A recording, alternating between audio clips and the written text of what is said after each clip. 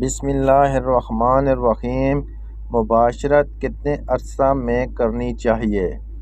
مباشرت کی زیادہ مدت کا تعین نہیں کر سکتے ہیں۔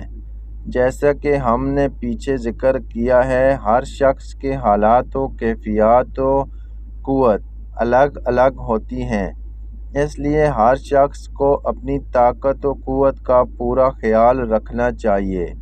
مباشرت کے لیے کب، کس وقت اور کتنی مدت کے بعد ملاپ کرنا مناسب ہوتا ہے؟ صرف طبی اعتبار سے اتنی بات بتائی جا سکتی ہے کہ جب طبیعت میں زور ہو جائے اور اعلیٰ تناسل میں خود بخود جوش وابستگی پیدا ہو جائے تو جان لینا چاہیے کہ مباشرت کا یہی صحیح وقت ہے۔